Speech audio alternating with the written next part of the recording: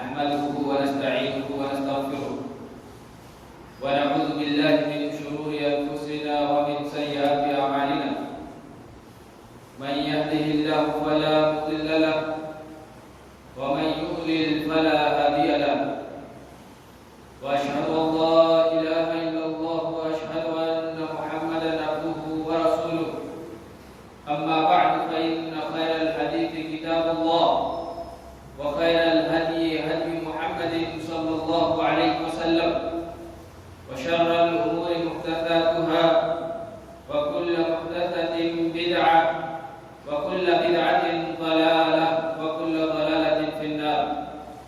أعوذ بالله من السميع العليم من الشيطان الرجيم. بسم الله الرحمن الرحيم. يا أيها الذين آمنوا اتقوا الله حق تقاته ولا تموتن إلا وأنتم مسلمون. يا أيها الناس اتقوا ربكم الذي خلقكم من نفس واحدة وخلق منها زوجها وبث منهما رجالا كثيرا ونساء واتقوا الله الذي تساءلون به والأرحام إن الله كان عليكم رقيبا. يا أيها الذين آمنوا اتقوا الله وقولوا قولا سديدا يصلح لكم أعمالكم ويغفر لكم ذنوبكم ومن يطع الله ورسوله فقد فاز فوزا عظيما.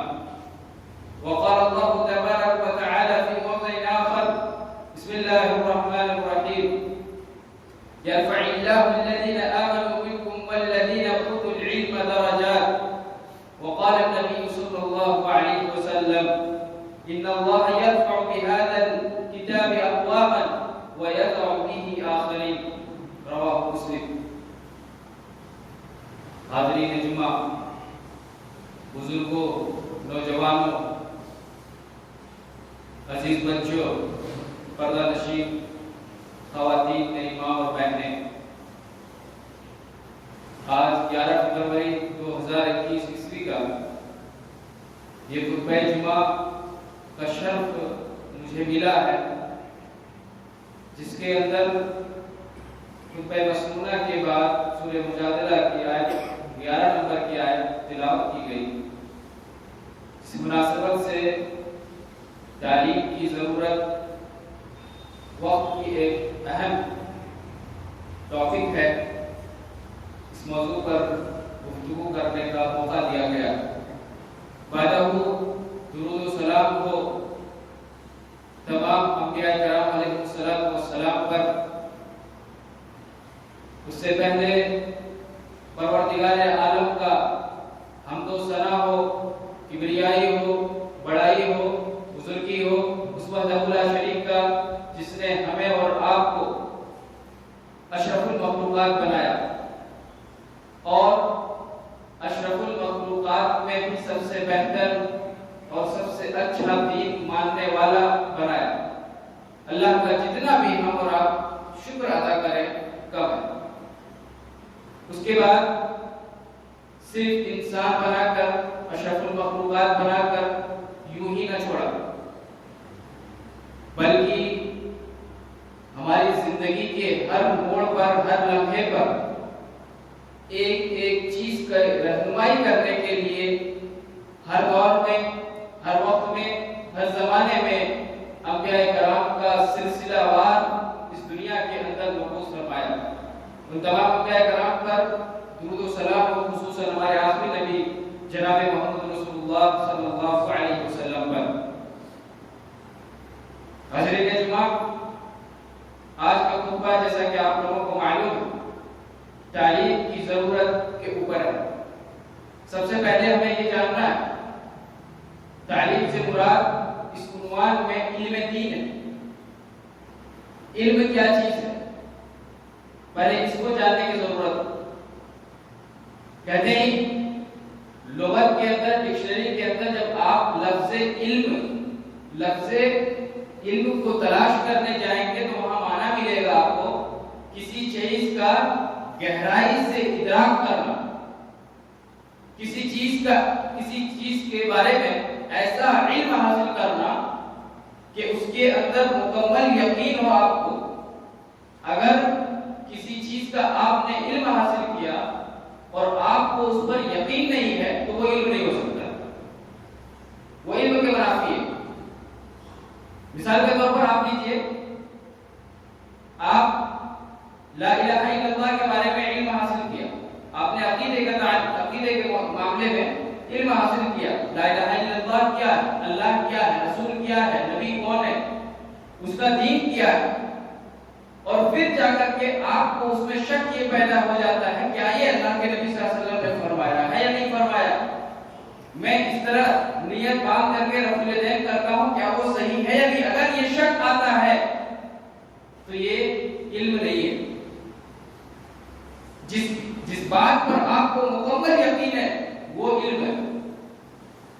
اب آگے بڑھتے ہیں، علم کی کتنی قسمیں؟ علم کی 2 قسمیں ہیں جو تمام علماء، فقہاء اور ائمہ کا اس پر اتفاق ہے کہ علم کی 2 قسمیں، بنیادی قسم 2 ہے، علم الادیان اور علم الاجسام۔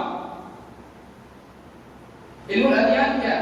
مذاہب کے بارے میں معلومات، آپ جس مذہب کو مان رہے ہیں اس مذہب کا علم حاصل کرنا، اس دین کے بارے میں سیکھنا، یہ ہے روحانی، جس کو روح، جس کا تعلق روح سے، جس کا تعلق جسم سے نہیں۔ اور دوسری قسم پتہ ہے کیا؟ علم الاجسام، جسموں کا، اپنے باڈی کے بارے میں علم حاصل کرنا۔ گویا ایک ہو گیا دین کا علم اور ایک ہو گیا طب، ڈاکٹری کا علم، یہ 2 ہی علم ہے، اس کے بعد اس کے الگ الگ پارٹ ہوتے ہیں اور پھر بے شمار اس کے شاخ بنتے ہیں، بے شمار اس کے جز بن جاتے ہیں۔ تو ہمارا تعلق جو ہے اس ٹاپک کا آج کا علم الادیان سے ہے کہ علم دین حاصل کرنا کتنا ضروری ہے اور کیوں ضروری ہے۔ پھر علم دین میں کیا ہمیں A to Z حاصل کرنا ضروری ہے؟ پھر علم دین کی 2 قسمیں اور بن جاتے ہیں، فرض عین اور فرض کفایہ۔ فرض عین وہ تمام علم جس کا تعلق عبادات سے ہو، جیسے آپ کی زندگی میں 5 وقت کی نماز پڑھنا فرض ہے تو 5 وقت کی نماز کے پورے ارکان، شروط، وضو، رکن جتنے ہیں یہ ساری چیزوں کا علم حاصل کرنا آپ کے اوپر فرض ہے، یہ ہر ایک کے اوپر لازم ہے۔ ٹھیک اسی طریقے سے ایمان کا تعلق 6 چیزوں سے، ایمان کے ارکان 6 چیزیں، ان 6 چیزوں کے بارے میں مکمل حاصل کرنا آپ کو ضروری ہے۔ زکات دینا، زکات کے بارے میں مکمل علم حاصل کرنا ہر ایک شخص پر لازم ہے۔ حج کرنا، حج کے بارے میں معلومات کرنا ہر ایک شخص پر فرض ہے۔ اگر جو چیز ہمارے اوپر فرض ہے اس چیز کا علم حاصل کرنا بھی فرض ہے، اتنا یاد رکھ لیجیے۔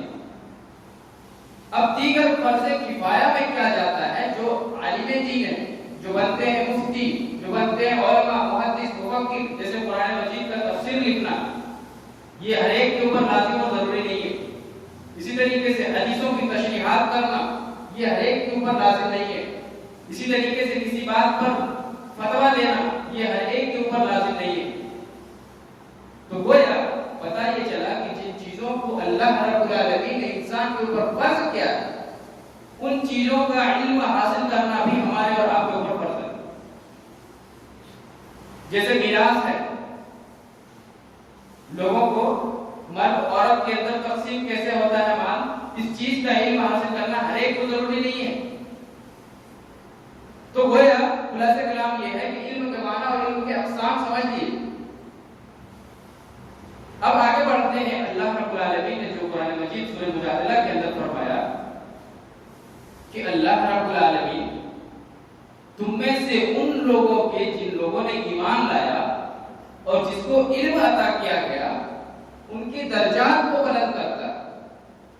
اور پھر اسی آیت کی تفسیر میں اللہ کے نبی صلی اللہ علیہ وسلم سے مسلم کے اندر یہ حدیث روایت مروی ہے کہ ان اللہ یرفع بهذا الكتاب، کہ اس کتاب کے ذریعے سے، یعنی اس کتاب قرآن مجید کے ذریعے سے بہت ساری قوموں کو اللہ بے شمار بلندیاں عطا کرتا ہے، اس کو عروج عطا کرتا ہے، بلندی عطا، رفعت عطا کرتا ہے۔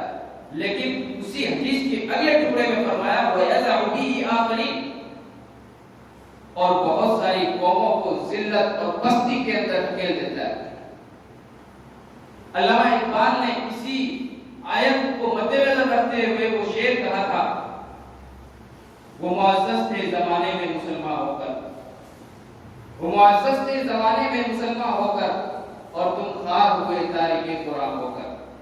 قرآن کو ہم نے چھوڑا، علم دین کی تعلیم کو چھوڑا، آج نتیجتاً جب ہم معاشرے کے اوپر نگاہ ڈالتے ہیں، جب ہم سوشل میڈیا کے اوپر اپنی آنکھوں سے مشاہدہ کرتے ہیں، جب ہم پرنٹ میڈیا پر نظر دوڑاتے ہیں، ہر طرف سرخیوں میں نظر آتا ہے۔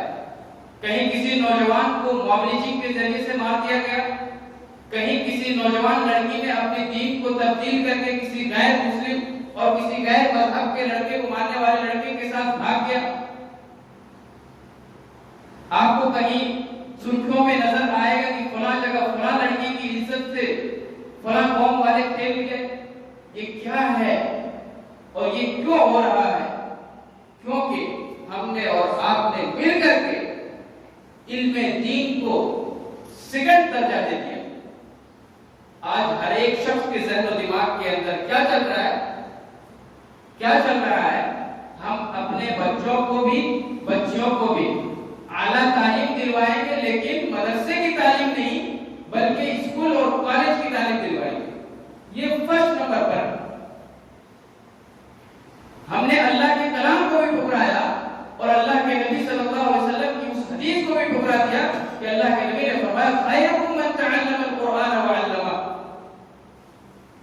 صحیح بخاری کے اندر حضرت عثمان بن مظعون رضی اللہ تعالیٰ عنہ راوی ہیں، بیان کرتے ہیں اللہ کے نبی نے فرمایا تم میں سب سے بہتر وہ ہے جو قرآن کو سیکھتا ہے اور دوسروں کو سکھاتا ہے۔ گویا ہم نے اس بات کو بس دوسرے نمبر پر دیا درجہ، جبکہ اللہ کے نبی کہہ رہے ہیں کہ اس کا درجہ دوسرے نمبر کا نہیں پہلے نمبر کا ہے۔ آج ماں باپ کے نافرمان اولاد معاشرے کے اندر ہم تلاش کرنے کی ضرورت نہیں ہے، ہر گھر میں مل جائیں گے، ہر گھر میں نافرمان اولاد ملیں گے آپ کو۔ ہر ماں باپ کے زبان پر اپنے اولاد کی شکایتیں رہتی ہیں کہ میری اولاد میری بات کو نہیں مان رہے، میرے فرما بردار نہیں ہے۔ البتہ طرح طرح کے شکوے شکایت معاشرے کے اندر آپ کو سننے کو ملے گا۔ یہ کیوں ہوا؟ اس لیے کہ ہم نے علم دین کو دوسرے نمبر کا درجہ دیا۔ اچھا، اب میں یہاں ٹھہر کر آپ سے ایک سوال کرنا چاہوں گا۔ آپ دنیاوی علم کو حاصل کرنے کو اولیت دیتے ہیں، اس کو فرسٹ نمبر کا درجہ دیتے ہیں۔ میں آپ سے سوال کرتا ہوں، پورے شہر اتر بڑوں کے اندر کتنے جرنلسٹ ہیں، کتنے لوگ ایسے ہیں جو ماس میڈیا کیا ہو، یا کتنی ایسی لڑکیاں ہیں جو ڈاکٹر ہیں، جو اسلام کی خدمت کر رہی ہیں، جنہیں اسلام کی خدمت کرتے ہوئے بہت سارے لوگوں کی انہوں نے جان بچایا ہو، بہت سارے لوگوں کی مدد کی ہو۔ کتنے ڈاکٹر ہیں، لیڈی ڈاکٹر؟ جواب میں آپ کو نہ آئے گا، یا ہوگی تو 100 میں کوئی ایک ہوگی، اور وہ 100 میں سے جو ایک ہوگی کوئی ضروری نہیں ہے کہ وہ دین کی خدمت کرتی ہوگی یا کسی انسان کے مطلب کام آنے والی ہو۔ پیسے کے بلبوتے پہ تو غیر مسلم بھی کر رہے ہیں، دوسرے قوم کے لوگ بھی خدمت کر رہے ہیں۔ کہنے کا مطلب وہ نہیں آپ دینی علم چھوڑ کر کے دنیاوی علم حاصل کر رہے ہیں۔ کتنے ڈاکٹر؟ ابھی وکیلوں کی ضرورت ہے مسلمانوں کو، کتنے وکیل بنے؟ جواب نہ میں آئے۔ وہی 10th انٹر وہاں کرتے کرتے حالت خراب کی چھوڑ دی، دوسرے کہیں جاب کرنے لگے۔ اس چکر میں ہم دین کو بھی چھوڑ رہے ہیں۔ دنیا حاصل مکمل بھی نہ کر سکے، اور اگر مکمل حاصل بھی کر لیے تو کیا فائدہ؟ یہ صرف دنیا تک محدود ہے۔ یہ بڑی بے وفا ہے زندگی۔ اگر آپ کو آخرت اور دنیا دونوں سنوارنی ہے تو میرے بھائی، میں آپ کو محدث، مفکر، مفسر یہ بننے کے لیے نہیں، بلکہ اتنی تعلیم حاصل کرنے کے لیے کہہ رہا ہوں جتنے حاصل کر کے آپ روزہ رکھ سکتے ہیں، اس کے احکام کو جان سکتے ہیں، نماز کو پڑھ سکتے ہیں، نبی کے حقوق کو جان سکتے ہیں، اللہ کے حقوق کو جان سکتے ہیں، اور اللہ کے بھیجے ہوئے دین کو سمجھ سکتے ہیں۔ اتنی علم ضرور حاصل کیجیے. نہ حاصل کرنے کے اسباب کیا یہ بھی جاننا ضروری ہے. علم دین حاصل نہ کرنے کی وجہ کیا ریزن ہے کہ لوگ آگے علم دین حاصل نہیں کرتے، جبکہ اس کے بارے میں حدیث میں بے شمار فضائل ہیں. اللہ کے نبی صلی اللہ علیہ وسلم نے فرمایا من سلک طریقا یلتمس فیہ علما سہل اللہ لہ بہ طریقا الی الجنہ. اتنی بڑی خوشخبری سنانے کے باوجود بھی لوگ علم دین کی طرف کیوں نہیں آتے؟ علم دین کیوں نہیں حاصل کر رہے؟ اللہ کے نبی نے فرمایا جو اللہ کے راستے میں، جو اللہ کی دین حاصل کرنے کے لیے اللہ کے راستے میں نکلتا ہے، اللہ جنت کا راستہ اس کے لیے آسان کر دیتا ہے. پھر بھی لوگ اس کی طرف نہیں آ رہے. اللہ کے نبی صلی اللہ علیہ وسلم نے دوسری جگہ فرمایا اگر کوئی شخص حافظ قرآن ہو گیا، اس کے مطابق علم حاصل کیا، اس پر عمل کیا اور اس پر قائم رہا، تو اللہ کے نبی نے فرمایا قیامت کے دن اسے ایک تاج پہنایا جائے گا نور کا، جو چمک رہا ہوگا سورج کی طرح، اور اسی کے مثل اس کے والدین کو بھی وہ تاج پہنایا جائے گا. قیامت کے دن جب ساری دنیا کے لوگ اکٹھا ہوں گے میدان محشر کے اندر، اس دن حافظ قرآن کے والدین کو اس کے سر پر تاج رکھا جائے گا. ان کے والدین پوچھیں گے یہ تاج کس وجہ سے ہمیں پہنایا جا رہا ہے مولا کریم؟ تو اللہ رب العالمین کہے گا کہ تیری اولاد میں سے ایک حافظ قرآن تھا جس نے اس کا علم حاصل کیا، اس پر عمل کیا اور موت کے وقت تک یعنی عمر کے آخری وقت تک اس پر ڈٹا رہا، اس لیے آج تجھے یہ تاج پہنایا جا رہا ہے. جس پر حاضرین جو ہوں گے میدان محشر میں سب رشک کریں گے اس پر، اس کو دیکھ کر کے، جس کی روشنائی ہر طرف چمک رہا ہوگا. یہ فضیلتیں سننے کے باوجود بھی لوگ علم دین کی طرف کیوں نہیں آ رہے؟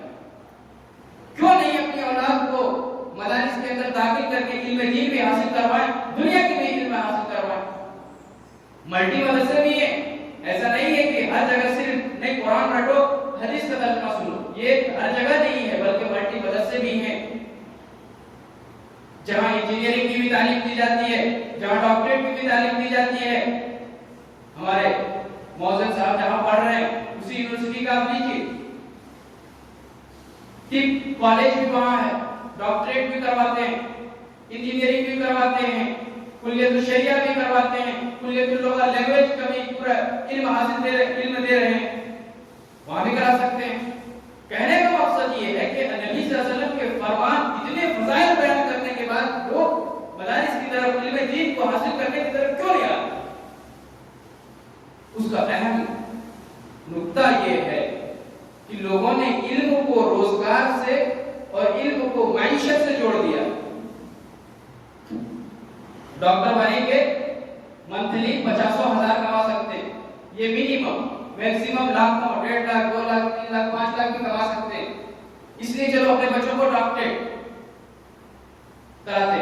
وہ نہیں، اگر اس قابل نہیں ہے تو اس سے ہٹ کر کے انجینئرنگ کرائیں گے. اب اس میں انجینئرنگ میں کئی کیٹیگری ہے، اس کو لے لیے. وہ نہیں، ماس میڈیا کروائیں گے، بولنے کا صلاحیت نہیں ہے، اس کو وہاں سے چھوڑا کر کے دوسرے کسی ڈگری میں لگا دیے. اگر پیسے جس میں جتنا زیادہ ہے، لوگوں کی سوچ اتنی ہی زیادہ بڑھ رہا ہے کہ چلو بھائی ہم اس کو نہیں، اس کو کرائیں. اور جب جائیں گے آپ مدرسوں کی طرف جھانکنے اور تاکنے کے لیے تو وہاں آپ کو ملے گا 10,000 8,000 6,000 زیادہ سے زیادہ 15-20. تو لوگوں نے اس چیز کو غلط نظریہ سے لیا اور غلط طریقے سے اس کی طرف دیکھتا ہے، جبکہ انسان کو یہ نہیں پتا ہے کہ پروردگار عالم رزق کا مالک تو اللہ رب العالمین ہے، اور اللہ رب العالمین کو آپ کی اس خدمت کی بھی ضرورت نہیں ہے، آپ کی اس عبادت کی بھی ضرورت نہیں ہے. آپ جو آپ اپنی عبادت کر رہے ہیں وہ آپ اپنے لیے کر رہے ہیں. آپ جو علم دین حاصل کریں گے وہ خود آپ اپنے فائدے کے لیے کریں گے. آپ دوسری علم بھی اگر حاصل کر رہے ہیں تو اس کے ذریعے سے بھی آپ کو یہ فائدہ ہونے والا ہے، اللہ کو کچھ بھی فائدہ نہیں ہونے والا ہے. اللہ نے کہا اگر پوری دنیا کے لوگ بھی میری عبادت کرنا چھوڑ دیں تو میری شان میں ایک ذرہ برابر بھی کمی نہیں ہوگی. آپ دیکھ لیجیے سوسائٹی اور معاشرے کا مشاہدہ کیجیے، جو عبادت کر رہا ہے، 5 وقت کی نماز پڑھ رہا ہے وہ بھی کھا رہا ہے، اور جو یوں ہی رنڈے کے ساتھ گھوم رہا ہے وہ بھی کھا رہا ہے. روزی ہر ایک کے حق میں تقسیم ہو چکا ہے، اللہ کے نبی صلی اللہ علیہ وسلم نے فرمایا رفعت الاقلام وجفت الصحف، قلم اٹھا لیے گئے، صحیفے سوکھ گئے۔ اس کا کیا مطلب؟ تقدیر لکھا جا چکا ہے، قلم اٹھا لیے گئے، صحیفے سب سوکھ چکے۔ آئیے طریقہ دیکھتے ہیں تعریف کا۔ اللہ کے نبی صلی اللہ علیہ وسلم جو بہترین معلم، بہترین مربی تھے اور بہترین اسوہ بھی تھے، طریقہ کیا ہے؟ حضرت عبداللہ بن عباس رضی اللہ تعالی عنہ کے بارے میں آپ سنے ہوں گے، ان کے چچا زاد بھائی ہیں نبی صلی اللہ علیہ وسلم کے۔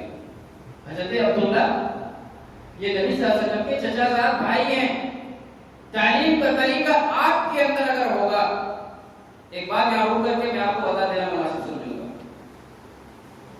اگر ہم اپنے بچوں کے اندر دینی شعور پیدا کرنا چاہ رہے ہیں، اگر ہم اپنے بچوں کے اندر اللہ اور اس کے رسول کے بتائے ہوئے طریقے ان کے اوپر نافذ کرنا چاہ رہے ہیں، تو یہ اس وقت تک نہیں ہوگا جب تک کہ ہم اپنے آپ کو نہیں بدلیں گے، اپنے گھر کا ماحول نہیں بدلیں گے۔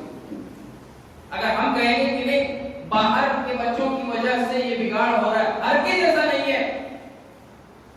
ارے باپ میرا، اگر میں جب سے میں ہوش سنبھالا ہوں تب سے لے کر کے مرنے تک، میرے باپ کے مرنے تک اگر وہ داڑھی سفاجت کرتا ہے، میں وہی دیکھ رہا ہوں، تو میرے اوپر کیا اثر جائے گا؟ داڑھی رکھوں گا میں؟ ہرگز نہیں رکھوں گا، کیونکہ میں نکال ہوں اپنے باپ کے۔ میرے باپ نے ایسا ایسا کیا ہے، میں بھی وہی کروں گا۔ اگر میرے والدین نماز نہیں پڑھتے ہیں، جب سے میں ہوش سنبھالا ہوں تب سے لے کر کے ان کے مر جانے تک ایک بھی مرتبہ میں ان کو سجدہ کرتے ہوئے نہ دیکھوں، کیا مجھے نماز پڑھنے کی عادت ہوگی؟ ہرگز نہیں ہو سکتی۔ اگر کبھی ہمارے والدین سر پر ٹوپی نہیں رکھتے ہیں تو ہمیں بھی ٹوپی پہننے کی عادت نہیں ہوگی۔ اگر ہم بچپن سے دیکھ رہے ہیں کہ ہمارے والد صاحب سگریٹ پی رہے ہیں، بچوں سے منگوا کر کے بھائی جاؤ بیٹے تو سگریٹ ڈالو دکان سے، اگر ہم یہ عادت ڈلا رہے ہیں بچوں کو اور پھر کہتے ہیں کہ نہیں ہمارے بچے عالم بننا، نہیں ہمارے بچے حافظ بننا، نہیں ہمارے بچے علم والا ہونا، کہاں سے ہوگا؟ گھر کے ماحول کو اگر سدھاریں گے، اپنے آپ کے اندر اگر تبدیلی لائیں گے تو انشاءاللہ ثم انشاءاللہ آپ کے گھر کے ماحول بھی بدلے گا، ایک دینی ماحول بھی پیدا ہوگا۔ اللہ کے نبی صلی اللہ علیہ وسلم کی حدیث یاد کیجئے، اللہ کے نبی صلی اللہ علیہ وسلم کی تربیت کا انداز دیکھیے۔ حضرت عبداللہ بن عباس بیان کرتے ہیں، والد عباس رضی اللہ تعالی عنہ قال خلف النبی صلی اللہ علیہ وسلم یوما فقال، ایک دن حضرت عبداللہ بن عباس نبی صلی اللہ علیہ وسلم کی سواری کے پیچھے بیٹھے ہوئے تھے، وہ کہتے ہیں قال النبی صلی اللہ علیہ وسلم، اللہ کے نبی صلی اللہ علیہ وسلم نے فرمایا یا غلام انی اعلمک کلمات، اے بچے سنو میں تمہیں کچھ کلمات سکھانا چاہتا ہوں، میں تمہیں کچھ باتیں یاد دلانا چاہتا ہوں۔ سب سے پہلے فرمایا احفظ اللہ یحفظک، اللہ کو یاد رکھنا، اللہ تمہیں یاد رکھے گا۔ احفظ اللہ تجدہ تجاہک، اللہ کو یاد رکھنا، اللہ کو تم اپنے سامنے پاؤ گے۔ دیکھیے عقیدے کی کتنی سخت بات بتا رہے ہیں، اور جس وقت بتا رہے تھے اللہ کے نبی، اس وقت حضرت عبداللہ کی عمر تقریباً 9 سال سے اور بھی کم تھی۔ اب بتائیے 9 سال کے بچوں کو ہم یہ بات بتا رہے ہیں احفظ اللہ یحفظک، اللہ کو یاد رکھو، اللہ تمہیں یاد رکھے گا۔ اور فرمایا اللہ کے نبی احفظ اللہ تجدہ تجاہک، اللہ کو یاد رکھنا، اللہ کو تم اپنے سامنے پاؤ گے۔ اور دیکھیے آگے کتنی بڑی بات بتا رہے ہیں اللہ کے نبی صلی اللہ علیہ وسلم، کہہ رہے ہیں لن اجتمعت اذا سألت فاسأل اللہ،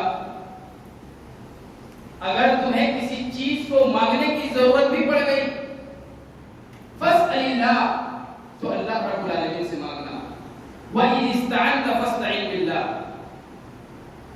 اور اگر مدد کی ضرورت پڑے تو صرف اللہ کو پکارنا۔ عقیدے کی کتنی سخت تعلیم اللہ کے نبی صلی اللہ علیہ وسلم دے رہے ہیں 9 سال کی عمر میں، اس پر غور و فکر کرنے کی ضرورت ہے۔ کیا ہم نے اور آپ نے کبھی اپنے بچوں کو یہ تعلیم دیا؟ کیا ہم نے اپنے بچوں کے ہاتھ پکڑ کر کے بٹھا کر کے ان کو کبھی کسی کے واقعات سنایا؟ صحابہ کے، نبی کے؟ ہم اور آپ تو صحابہ اور نبی کے نام بتانے کے بجائے انگلش میڈیم میں جب بچوں کو داخل کرتے ہیں اور آ کر کے اے فار ایپل سے لے کر کے زیڈ تک سنا دیتا ہے بچہ، ماں باپ کا سینہ فخر سے اونچا ہوتا ہے، چوڑا ہوتا ہے۔ کبھی آپ نے اپنے بچوں کو بلا کر کے کہا کہ بیٹے ذرا سورہ فاتحہ سناؤ؟ کبھی آپ نے کہا اپنے بچوں کو سامنے بلا کر کے کہ بیٹے ذرا 5 نبیوں کے نام سناؤ؟ باپ ہی کو 5 نبی کا نام ترتیب سے نہیں یاد ہے تو بیٹے کو کہاں سے یاد ہے؟ اور وہ بیچارہ سن کر کے بھی کیا کرے گا تو اسے معلوم ہی نہیں ہے خود۔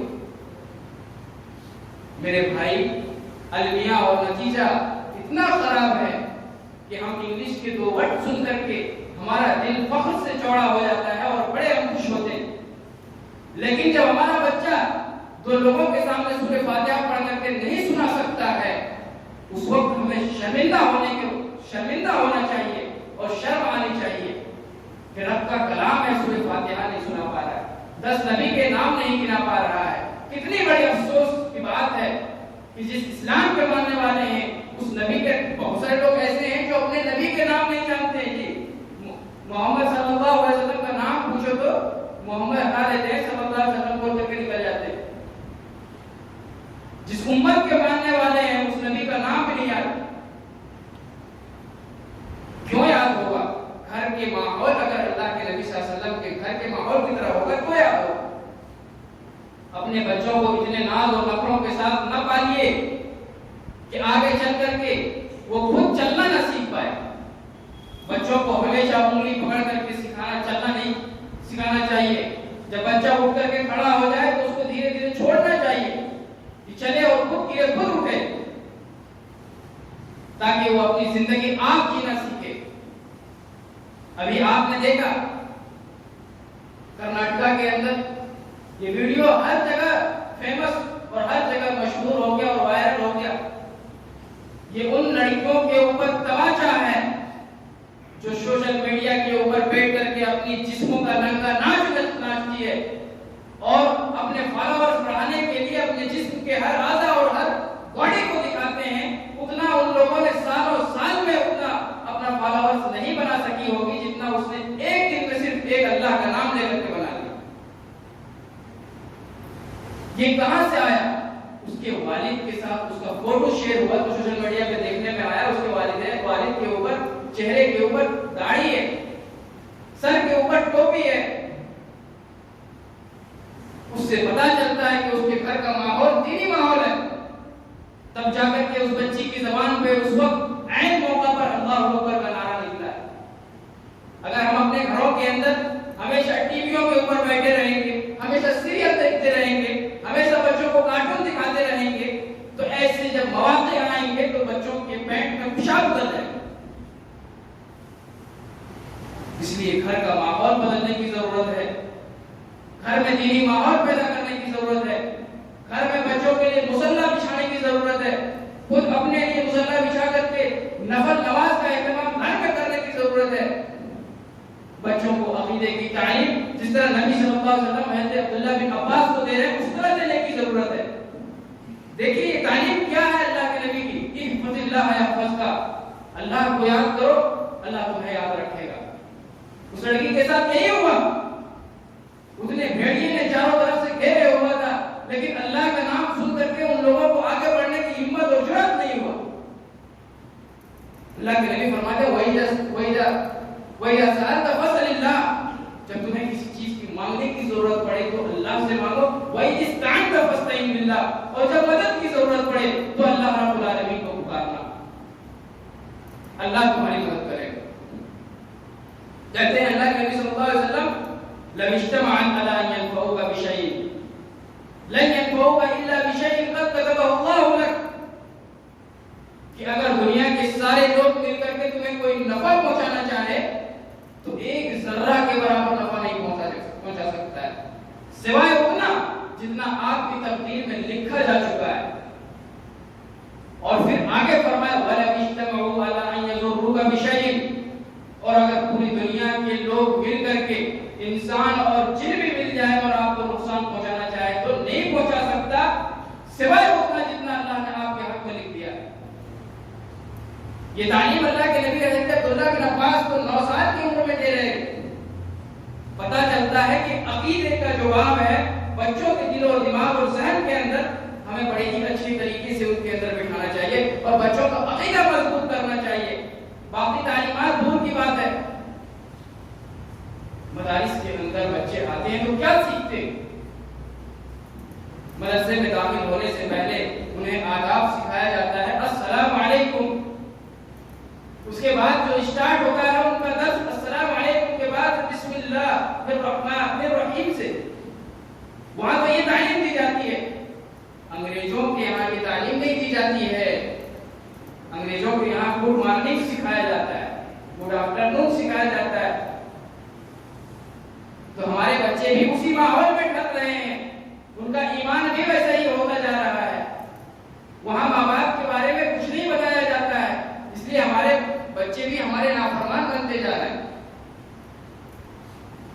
اس لیے میرے بھائی، اس لیے میری بہنوں، تمام لوگوں سے ادباً گزارش اور التماس ہے اپنے گھر کے ماحول کو دینی ماحول بنائیں۔ گھر کے اندر بچوں کو ذرا دینی جذبہ اور اظہار ان کے دلوں کے اندر پیدا کریں۔ اگر وہاں نہیں ہو سکتا ہے تو ایسے مجالس اور ایسی جگہوں پر ان کو لائیں جہاں دین کی تعلیم دی جاتی ہو یا دین کا درس ہوتا ہو، ایسی جگہ پر ذرا ان کو لائیں۔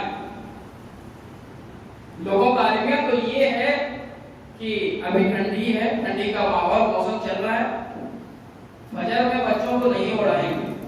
والد صاحب نماز پڑھنے کے لیے 2 کلومیٹر دور سے آ جائیں گے مسجد میں، بچوں کے اوپر کمبل ڈال دیں گے اور چلے آئیں گے نماز پڑھنے۔ کیوں بھائی؟ بچوں کو ٹھنڈی لگ جائے گی۔ آپ پتہ ہے آپ کیا کر رہے ہیں اپنے بچوں کے اوپر؟ وہ چادر نہیں اڑا رہے ہیں، آپ اس کو گرمی سے نہیں بچا رہے ہیں، آپ جہنم کے اندر دھکیل رہے ہیں اس کو۔ یہی وقت تھا تربیت کرنے کا، یہی ٹائم تھا تربیت کرنے کا۔ آپ کو ایک مثال دوں، اس کے بعد بات آگے بڑھاتا۔ ایک درخت ہے، چھوٹا سا پودا آپ نے لگایا، بڑھتے گیا، تھوڑا ٹیڑھا ہو گیا، آپ نے اس میں لکڑی باندھ کر کے سیدھا کر دیا، وہ سیدھا ہو گیا۔ لیکن وہی درخت 5 سال کے بعد اگر ٹیڑھا آپ نے چھوڑ دیا، وہ بڑھتے چلا گیا، ٹیڑھا ہی بڑھ گیا۔ 5 سال کے بعد آپ اس کو چاہیں گے سیدھا کر کے اب سیدھا کریں گے، ممکن ہی نہیں آپ اس کو سیدھا کر سکیں۔ یا تو آپ اس کو بیچ سے کاٹ دیجئے تو ایک طرف کا سیدھا ہوگا، دوسری طرف کا سیدھا ہوگا۔ یہی حال ہے ہمارے بچوں کا۔ ہم 15 سال تک انتظار کرتے ہیں، ٹھنڈی سے بچاتے ہیں بچوں کو، مسجد نہیں لاتے ہیں، ٹھنڈی لگ جائے گی، بخار ہو جائے گا، سردی ہو جائے گی، ہمارے اوپر مصیبت آ جائے گی، آپ اس کے اوپر جہنم کی چادر اڑا کر کے جا رہے ہیں۔ یہی وقت ہے تربیت کرنے کا، اور تربیت بڑے سخت انداز میں کی جاتی ہے تاکہ وہ بچہ آپ کا نڈر اور بے خوف بچہ پیدا ہو، سامنے والے کے آنکھ میں آنکھ ڈال کر کے بات کرنے والا بنے، جرأت مند اور حوصلہ مند بچہ پیدا کیجیے اور ویسا بنائیے، ویسی تربیت کیجیے اپنے بچوں کی۔ کیونکہ آج کا جو دور ہے، ہر طرف فتنے، فساد، خرافات، بدعات، چاروں طرف سے ہم گھرے ہوئے۔ آپ نے بے شمار سنا کہ بچوں کے اندر موبائل کر کے 10 نوجوانوں نے جے شری رام کا نعرہ بولا، لگانے کے لیے نہیں لگایا تو پیٹ کر کے مار ڈالا اور جان سے مار ڈالا۔ اگر ہم اپنے بچوں کو ذرا حوصلہ مند، جرأت مند، طاقتور اور ذرا ان کو کھلا کر کے بڑا ہمت والا، عقیدہ والا بناتے تو ان 10 کو ہرا کر کے شاید آ سکتا تھا، 10 کو مار کر کے آ سکتا تھا۔ ایسے بچے بھی نہیں۔ تو میرے بھائی اور دوستو، علم دین حاصل نہ کرنے کے جہاں بے شمار نقصان، دنیاوی نقصان ہے، اخروی نقصانات کا تو پھر فہرست ہی گنانا ناممکن ہے۔ اس لیے میرے بھائیوں، ضرورت اس بات کی ہے کہ علم دین کو اولیت کا درجہ دیجیے، سیکنڈ درجہ مت دیجیے۔ جیسا کہ فجر کا مسئلہ جو میں نے بتایا، یہاں بھی سیکنڈ ہے، چلو وہ اٹھ کر کے 7 بجے پڑھنے کے، 6 بجے پڑھنے کے، ٹھنڈی کم ہوگی، یہ مت کیجیے، آپ کمپرومائز مت کیجیے۔ گھر میں ہی اٹھ کر کے پڑھنے کے لیے بول دیجیے، لیکن پڑھائیے اٹھا کر کے۔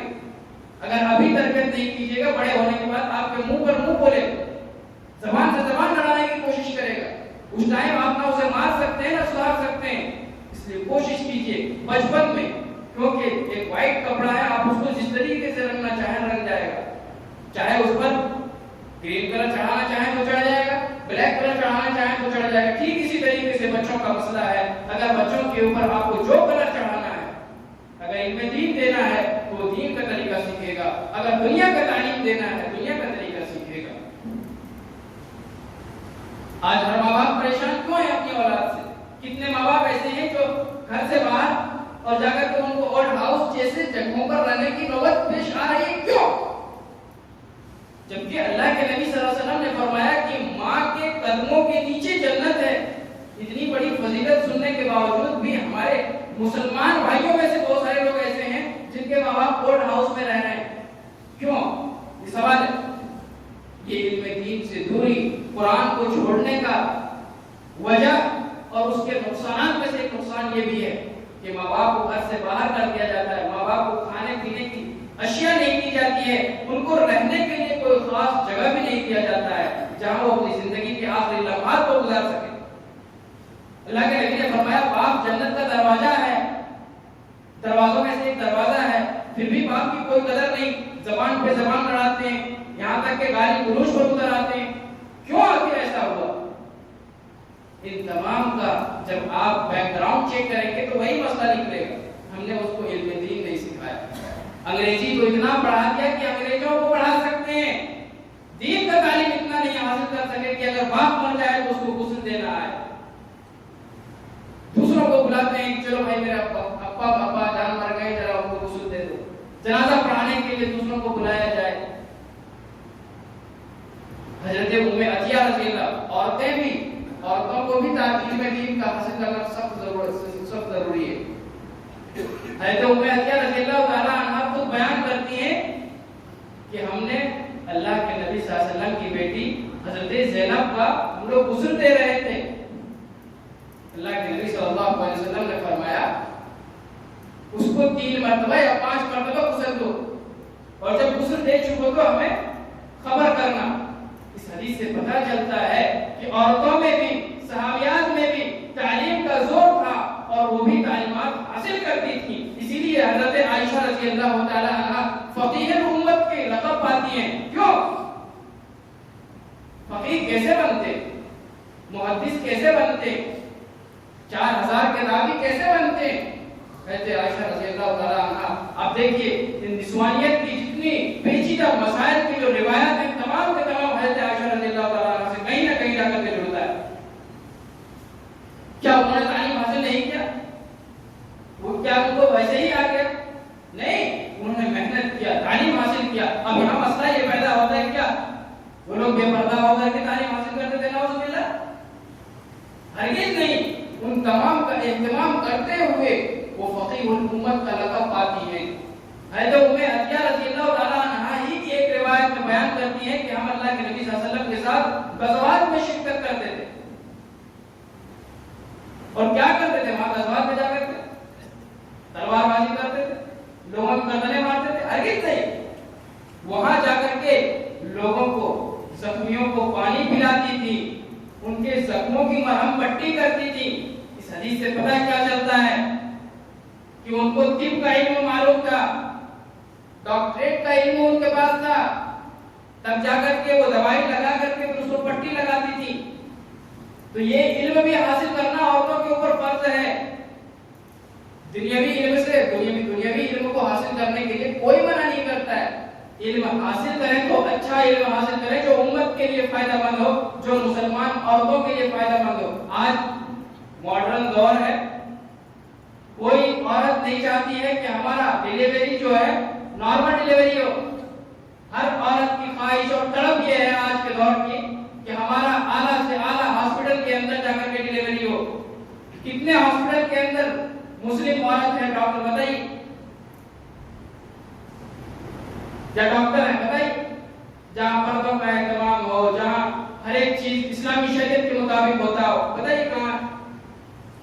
آپ دنیاوی علم ہی حاصل کرنے کے پیچھے پڑے ہیں تو بتائیے نا نتیجہ کیا ہے، کہاں ہے وہ سارے جس سے کچھ فائدہ ہو؟ آخر عورتوں کے اندر یہ چیز کیسے پیدا ہو گیا کہ نارمل ڈیلیوری نہیں ہو سکتا ہے، چلو جا کر کے آپریشن جا کر کے ہاسپٹل کے اندر آپریشن کراتے ہیں. یہ چیز کیوں آیا؟ کیا پہلے عورتیں بچے نہیں جانتے تھے؟ کیا یہ مسئلہ آج پیدا ہوا؟ کیا اس سے پہلے عورتیں بغیر بچے کے تھے؟ اس وقت تو بھی تھا. تو میرے بھائی ان تمام سوالوں کا جواب آپ جب تلاش کریں گے تو نتیجہ اور افسوس ساری چیزیں ہمارے اوپر آتا ہے کہ ہم نے دین کو جو ہے دوسرے درجہ دیا اور دنیا کو پہلا درجہ دیا. اس وجہ سے ہم اور آپ پستی اور ذلت کے گڑھے میں گرے ہوئے ہیں اور ہمارا گھر کا، سوسائٹی کا، معاشرے کا، کلچر کا کوئی ماحول درست نہیں ہو رہا. اس لیے ہمیشہ یاد رکھیے دین کو، اللہ اور اس کے رسول کی باتوں کو اولیت دیں گے. سیکنڈ نمبر پر دنیا ہے، اس کے بعد جو بھی ہے ساری چیزیں سیکنڈ نمبر پر ہے. اولیت اگر کسی چیز کو حاصل ہے تو اللہ کو، اس کے رسول کو اور اس کے دین کو. اور یہ تین چیزوں کا علم بھی آپ کے اوپر سیکھنا فرض ہے. آخر میں خلاصتاً اور خلاصے کے طور پر میں یہ آخری بات عرض کر کے اپنی بات کو ختم کروں گا. آج اگر کوئی ماں باپ پڑھانا بھی چاہ رہا ہے مدرسے کے اندر بچوں کو، تو اپنے بچوں کو خود اپنے سے دور نہیں کرنا چاہتی. ہمیں بچوں سے محبت ہے، تڑپ ہے. کیسے ہم اتنا دور یہاں سے حیدرآباد بھیج دیں گے، یہاں سے یو پی بھیج دیں گے، یہاں سے بنگلور بھیج دیں گے، ممبئی کیسے بھیج سکتے؟ نہیں بھیج سکتے بچوں کو. حضرت حاجرہ رضی اللہ تعالی عنہا اور حضرت اسماعیل علیہ السلام کا وہ واقعہ یاد کر کے آپ پڑھ لیجئے اور ایک بار اس پر مطالعہ کیجئے کہ ان کی زندگی کا اور ان کی تربیت کا دیکھیے انداز کیا تھا. حضرت ابراہیم علیہ السلام کو 90-80 کے عمر میں اولاد ملتی ہے اور اولاد ملنے کے بعد یہ حکم ہو جاتا ہے کہ انہیں لے جا کر کے ایسی جگہ پہ چھوڑ دو جہاں کھانے پینے کی کوئی جگہ نہیں ہے، کوئی چیز نہیں ہے، رہنے کا کوئی جگہ نہیں ہے. ایسی بے یاد و مددگار جگہ پر چھوڑ دینے کا حکم ہو جاتا ہے. اور ہم اور آپ مدرسے میں جہاں ہر ایک چیز ہے، استاد ہے، رہنے کی جگہ ہے، اس کے بعد اس کی دیکھ بھال کرنے کے لیے نگران ہے، پڑھانے کے لیے اساتذہ ہے، سونے کے لیے بیڈ ہے، رہنے کے لیے، کھانے کے لیے ہر ایک چیز کا انتظام ہے. ویسی جگہ پر رکھنے میں ہمیں اور آپ کو ڈر محسوس ہو رہا ہے نہ جانے ہمارے بچے کو بخار لگ جائے گا تو کیا ہوگا. 90 ایئرس کی عمر میں اولاد ملتی ہے اور مکہ ایسی جگہ اس وقت غیر آباد تھی، وہاں کوئی آبادی نہیں. یہاں تک کہ چڑیا بھی پر وہاں نہیں ماننے والی تھی، کیونکہ چڑیا بھی ایسی جگہ جاتی ہے، پرندے بھی ایسی جگہ رہتے ہیں جہاں پانی کا کوئی جگہ ہو، پینے کی چیز ہو، وہاں پانی تک نہیں تھا. ایسی جگہ پر لے جا کر چھوڑ دینے کا حکم ہوا. ذرہ برابر ہچکچاہٹ محسوس نہیں کیا دل میں حضرت ابراہیم نے کہ ارے وہاں لے جا کر کے چھوڑ دیں گے تو ہماری بیوی ہمارے بچے کیسے رہیں گے، بچے بھوک سے مر جائیں گے. کچھ نہیں سوچا. ایمان اگر ایسا پیدا ہوگا اور ہماری بیویوں کے ایمان بھی اگر اتنا مضبوط ہوگا تو ہمارے بچے بھی اسماعیل کی طرح بنیں گے انشاءاللہ. نتیجہ کیا ہوگا؟ ایسی جگہ پر لے جا کر کے چھوڑ دیا تو حضرت ابراہیم چھوڑ کر کے چلے آ رہے تھے. ان کی بیوی حضرت حاجرہ نے پوچھا ارے یہاں چھوڑ کر کے جا رہے ہو، یہاں کھانے پینے کی کوئی چیز نہیں، کیا یہ اللہ کا حکم ہے کیا؟ کہا جی ہاں یہ اللہ کا حکم ہے. حضرت حاجرہ جو جواب دیتی ہے اس کو سونے کے پانی سے لکھنے کے لائق ہے. کہتے اگر یہ اللہ کا حکم ہے تو سن لو، پھر اللہ رب العالمین ہم میں سے کسی کو ضائع نہیں کرے گا. یہ پکا یقین اور یہ عقیدہ اگر ہوگا تب جا کر کے آج ہمارا معاشرہ سدھرے گا. اور تربیت ایسی کی حضرت حاجرہ، وہاں کوئی پڑھانے والا نہیں تھا، کوئی معلم نہیں تھا، خود حضرت حاجرہ اکیلے تھی اور ان کے بیٹے اسماعیل تھے. لیکن تربیت ایسے کی جب باپ نے ان کے سامنے یہ پیشکش کیا کہ بیٹا میں نے خواب میں دیکھا کہ میں تمہیں ذبح کر رہا ہوں. آج اگر ہم اپنے بیٹوں کے سامنے اس طرح کے پیشکش کریں گے راتوں رات گولی مروا دے گا یا خود رات میں اٹھ کر کے چھری چلا دے گا آپ کے گردن پہ. ایک ہی بار کہا کہ میرے پیارے بیٹے میں رات میں خواب دیکھا ہوں کہ میں تمہیں ذبح کر رہا ہوں. جواب دیکھیے کیا نرالا تربیت تھی. ذرا ہماری مائیں اور بہنیں غور سے سنیں، ماں بننا ہے تو حضرت حاجرہ کی طرح بنے اور ایسی تربیت کریں اپنے بچوں کی. جیسے ہی باپ نے کہا ملتا ہے یا ابت افعل ما تؤمر ستجدنی انشاءاللہ من الصابرین کہ ابا جان آپ وہ کام کر دیں گے جس کا حکم اللہ رب العالمین نے دیا، انشاءاللہ آپ مجھے صبر کرنے والوں میں سے پائیں گے۔ یہ ہے تربیت دینے کا انداز۔ کوئی مدرسہ، کوئی معلم، کوئی رہنے کی جگہ، کوئی سونے کا جگہ کچھ بھی نہیں تھا، لیکن پھر بھی ایسی تربیت تھی کہ باپ کے ایک حکم اور ایک اشارے پر قربان ہونے کے لیے تیار ہو۔ ایسی تربیت کرنے کی ضرورت ہے۔ اللہ رب العالمین سے دعا کرتا ہوں مولا کریم پاک پروردگار عالم ہم تمام لوگوں کے اندر جو بھی خامی، گڑبڑی اور جو بھی برائی ہے اللہ ان تمام چیزوں کو دور فرما دے مولا کریم۔ تو ہماری اصلاح فرما مولا۔ امت مسلمہ جہاں پریشان حال ہے اللہ تعالیٰ تو ان کی پریشانیوں کو دور فرما مولا کریم۔ جو مسلمان بیمار ہیں، مریض ہیں، مرض موت میں مبتلا ہیں، پروردگار ان تمام کی بیماریوں کو شفا کامل عاجل عطا فرما مولا کریم۔ جو اس دنیا سے جا چکے ہیں پروردگار ان کی قبر کو نور سے بھر دے، اور جو اس سے پہلے ہمارے باپ دادا میں سے اس دنیا سے گزر چکے ہیں ان کی قبروں کو نور سے بھر کر جنت الفردوس میں جگہ عطا فرما۔ آمین وآخر دعوانا الحمدللہ رب العالمین ورفعني وإياكم بآيات الله وذكر الحكيم إنه تعالى جواد كريم ملك بر رؤوف رحيم۔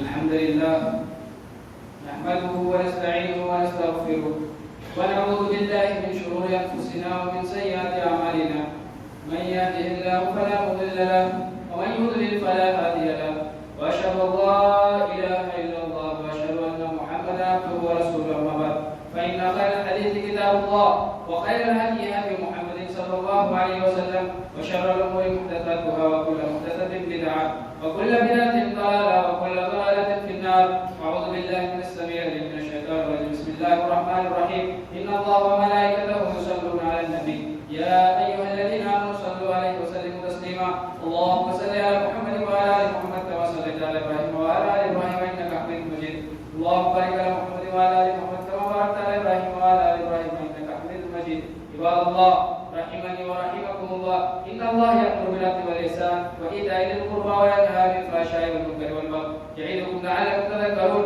اذكروا الله يذكركم